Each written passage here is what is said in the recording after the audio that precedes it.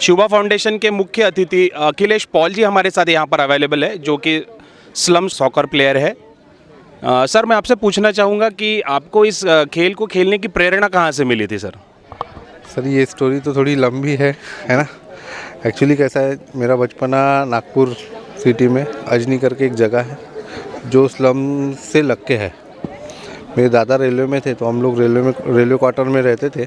Joint family थी, लेकिन वहाँ के जो बच्चे थे उनके साथ मेरा रहना, खेलना, कूदना, तो वो बच्चे थोड़ा झोपड़पट्टी के थे, तो उनके साथ रह के मैं थोड़ा बिगड़ गया और अलग लाइन में चले गया था।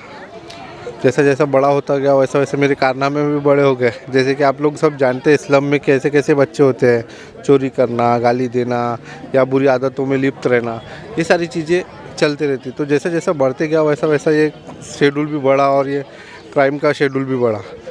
तो इसकी वजह से क्या हो गया था कि कुछ समय तक तो हम लोग अपने क्षेत्र में करते थे, लेकिन कुछ समय के बाद ऐसा हुआ कि हम लोग क्षेत्र छोड़ के दूसरे क्षेत्र में जाने लगे और करने लगे। वहाँ करने लगे तो सिटी में स्लम कॉलेज करके एक कॉलेज है, उसके अपोजिट में एक झोपड़पट्टी थी। अभी वहाँ पे हॉकी ग्राउंड बना, उसके पीछे की झोपड़पट्टी। तो हम लोग वो झोपड़पट्टी के बच्चे और हमारी गैंग और उनकी गैंग ऐसे मिलके वहाँ पे ये सारे शौक़ करने, जैसे बीड़ी पीना, गांजा पीना, सिगरेट पीना, ये सारे शौक़ करते थे।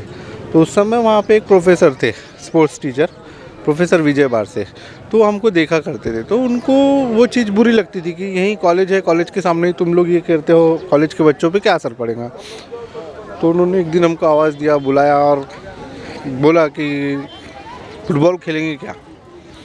तो हमको तो उस समय पे फुटबॉल से कुछ लेना देना ही नहीं था, हमारे को बस हमारे शौक़ की चीज़ होना था। तो हमने उनसे डायरेक्ट बोले कि हमको पैसे मिलेंगे क्या।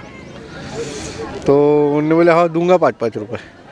बस वो 5-5 रुपये के चक्कर में सर हम लोग वहाँ रोज़ जाने लगे। रोज़ जाने के बाद ऐसा हो गया कि अब उसकी आदत लग गई थी कुछ समय के बाद।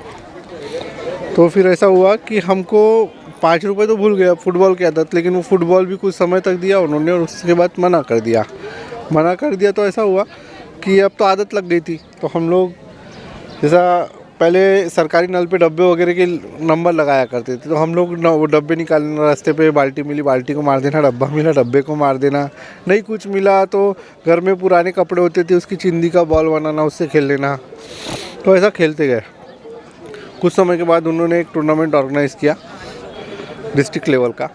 तो डिस्ट्रिक्ट लेवल के टूर्नामेंट में हम लोग ने पार्टिसिपेट किया, हमारी बस्ती की जो टीम थी। तो उस समय पे हम लोग कैसा आधा शरीर पूरा ऐसा पूरा यानी ओपन रहते थे हम लोग, सिर्फ पैंट रहती थी, बदन पूरा खुला रहता था, आधा शरीर हम लोग रंग लेते थे कलरों से।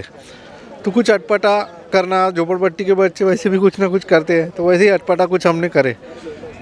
तो खेला, जीते, फिर ऐसा स्टेट हुआ, नेशनल हुआ, ये सभी चीज़ों में पार्टिसिपेट करे। फिर नेशनल के बाद इंटरनेशनल का समय आया, तो उसमें कैसा हो जाता, बच्चे कटते जाते हैं। तो इंटरनेशनल के समय में फिर मेरा सिलेक्शन हुआ। मेरा सिलेक्शन होने के बाद फिर ट्रायल्स होते थे सर। तो पहला मुंबई में हुआ, फिर दूसरा नागपुर में हुआ, तीसरा दिल्ली में हुआ, 3 ट्रायल्स हुए। उसके बाद इंटरनेशनल के लिए मौका मिला। तो वो टीम ब्राज़ील जा रही थी 2010 में वर्ल्ड कप के लिए।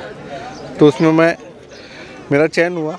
विदर्भ से मैं अकेला ही बच्चा था जिसका चयन हुआ। फिर वहाँ ब्राज़ील में जाके हम लोग होमलेस वर्ल्ड कप के लिए, अशोक चौहान सर उस समय सीएम थे, मुंबई में प्रेस कॉन्फ्रेंस थी, तो उस समय मेरे को वहाँ कैप्टन डिक्लेयर कर दिया गया। तो मेरे लिए खुशी का ठिकाना नहीं था। जिस समय मैं वहाँ पे पार्टी से, मतलब जब मैं 2010 में गया था, उस समय मेरी एज थी 30 साल की, और उसी समय मैं बार में काम करता था क्योंकि मेरा क्वालिफिकेशन नहीं हुआ था, मैं 6वीं फेल था। तो वही समय पे ये चांस मिला, मैं गया, अब कैप्टन डिक्लेयर कर दिया गया। तो मेरी खुशी का ठिकाना नहीं था कि मेरी लाइफ तो कहाँ से और कहाँ से क्या हो गई। तो वहाँ मेरे जाने के पहले ब्राज़ील में वहाँ की मीडिया मेरा रास्ता देख रही थी कि भैया नागपुर से, इंडिया से एक बंदा ऐसा है जो झुग्गी झोपड़पट्टी से आया और उसने ऐसा ऐसा करा और वो आज भी ये काम कर रहा है और खेल रहा है। तो वहाँ पे मुझे उन लोगों ने कवर किया। तो उस ज़मीन पे, विदेशी धरती पे, मैंने अपने आप को पहली बार टीवी पे देखा था और चैनलों पे देखा था। तो जब मुझे एहसास हुआ कि नहीं, तुझ में कुछ ना कुछ तो बात है, इसलिए सारे लोग तेरे पीछे आए। बट हमारा मैचेस ख़त्म होने के बाद वहाँ पे कोचिंग सेशन होता था। तो कोचिंग सेशन में ऐसा हुआ कि एक बार मैनचेस्टर यूनाइटेड के कोच थे मिस्टर लुइस माइकल, तो उन्होंने मुझे बुलाया और बोले पॉल अब क्या करोगे यहाँ से जाने के बाद। तो सिंपल सा जवाब था, एक जैसे प्लेयर का होता है वैसा मेरा भी था। मैंने ये बोला सर यहाँ से जाने के बाद मैं और खेलूँगा, अपने देश का नाम रोशन करूँगा। तो उन्होंने मुस्कुराया और बोला अच्छा ठीक है, लेकिन क्या ये अच्छा नहीं होगा कि यहाँ से जाने के बाद आप कोचिंग सीखो। तो मैंने पहले उतना दिमाग में नहीं लिया, लेकिन हाँ वो कोच थे, उनको जानकारी थी पूरी सारी चीज़ों की। आया वहाँ से मैं, आने के महीने भर साल भर बाद मुझे एहसास हुआ कि शायद मैं ज़्यादा नहीं खेल पाऊँगा।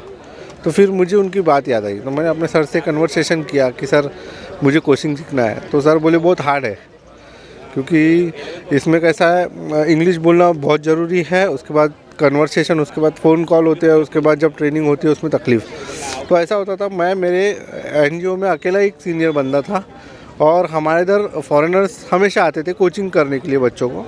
तो उनके साथ कन्वर्सेशन में हम लोग समझ जाते थे। तो भाषा नहीं भी आई, लेकिन बॉडी लैंग्वेज से हम एक दूसरे की बातें समझ जाते थे। तो मैंने सर बोला सर मैं समझ जाऊंगा या मैं कोशिश करूंगा।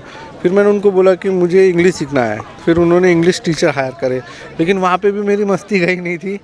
वो मैम थी एक, वो मुझे इंग्लिश सिखाती थी, लेकिन मैं उनसे ऐसे ऐसे सवाल जवाब पूछता था कि वो तंग आ गई और बोले कि मैं नहीं पढ़ा सकती इनको। तो सर बोले अब कैसा? मैंने बोला सर आप ही बताओ। तो सर ने बोला कि आप न्यूज़पेपर पढ़ा करो इंग्लिश, या जो भी कुछ भी चीज़ इंग्लिश में दिखी आपको वो पढ़ा करो धीरे धीरे। तो मैंने वो सब पढ़ना शुरू करा, फिर थोड़ी बहुत आने लगी, कन्वर्सेशन हुआ। फिर समय आया कोचेस ट्रेनिंग का, तो फिर वो कोचेस ट्रेनिंग मैंने लिया। पहली ट्रेनिंग दिया पेरिस में, दूसरी ट्रेनिंग दिया बर्लिन जर्मनी, और तीसरी ट्रेनिंग यूके से कंप्लीट करके मैं वापस आया। वापस से यहाँ पे कोचिंग करने लग गया बच्चों को। फिर कैसा हो जाता था कोचिंग, हम लोग कैसा है झोपड़पट्टी के बच्चों को या ऑर्फनेज के बच्चों को या रेड लाइट एरिया के बच्चों को, तो इनके जो पेरेंट्स होते थे, इनके पेरेंट्स हम लोग को अलाउड नहीं करते। जैसा रेड लाइट ले लो, रेड लाइट में अगर मैं जाके कोचिंग करता हूँ तो उनके पेरेंट्स मेरे को अलाउड नहीं करते, लेकिन मेरे को उनको कन्विंस करना होता था और मैं उनको कन्विंस अपने तरीके से करता था। मुझे लड़ाई झगड़े का तो डर ही नहीं था, क्योंकि मैं ऑलरेडी वैसे ही बैकग्राउंड से आया था। तो वहाँ पे पहले मुझे तकलीफ़ हुई रेड लाइट एरिया में, लेकिन फिर उसके बाद मैंने उनको कन्वर्सेशन किया। कन्वर्सेशन में फिर वहाँ के बच्चे लेके मैं ग्राउंड पे जाने लगा और उनको स्पोर्ट्स सिखाने लगा। तो स्पोर्ट्स में काफ़ी अच्छे थे बच्चे, लड़कियाँ भी थी वहाँ पे, काफ़ी अच्छी थी। सिर्फ दुख ये होता था कि अब कैसा एक कोच का और एक खिलाड़ी का संबंध ऐसा हो जाता कि जैसे बाप बेटे का या बाप बेटी का। तो हम लोग को एक दूसरे की बातें खुल के बोलना होता था। खुल के बोलने में ऐसा हो गया सर कि जो 11th या 12th की बच्चियाँ होती थी, उनको पेरेंट्स मीट के लिए पेरेंट्स को बुलाना पड़ता था। तो वो समय पे उनकी मम्मा के साथ हर पेरेंट्स मीटिंग में एक अलग आदमी आता था, तो उनके दिमाग पे हर्ट करता था। तो बहुत बार लड़कियां नर्वस हो जाती थी, लेकिन मैंने ये सोचा था कि ये झाड़ के पत्ते काटने से या झाड़ की डंगाली काटने से कभी पेड़ सुधरेगा नहीं। इसके बीज को हम अच्छा पानी देंगे, इसके बीज की अच्छी परवरिश करेंगे, तब कहीं जाके ये झाड़ अच्छे फल देगा। 2014 में मुझे आमिर खान सर ने सत्यमेव जयते में बुलाया। तो सत्यमेव जयते में बुलाने के बाद मैं ऑन इंटरव्यू, जब ये चालू था इंटरव्यू, तो उन्होंने मुझसे पूछा था कि अखिलेश अभी आप क्या कर रहे हो। तो मैंने बोला कि सर मैं अभी रेड लाइट एरिया के बच्चों को कोचिंग दे रहा हूँ। बस सर ये मेरा गुड लक है या इस देश का गुड लक है या नागपुर का गुड लक है, मुझे पता नहीं, लेकिन हाँ आने के एक हफ्ते के अंदर वो रेड लाइट एरिया बंद हो गया था। तो ये मेरा सक्सेस है। और अभी लेटेस्ट में आपने सुना होगा नागपुर में शूटिंग चालू थी झुंड पिक्चर की, वो मेरी और मेरे सर के ऊपर बन रही है झुंड पिक्चर, जिसको नागराज मंजुले सर डायरेक्ट कर रहे हैं और टी सीरीज़ प्रोड्यूसर है। तो बस ये सक्सेस है सर आप लोगों की दुआ से।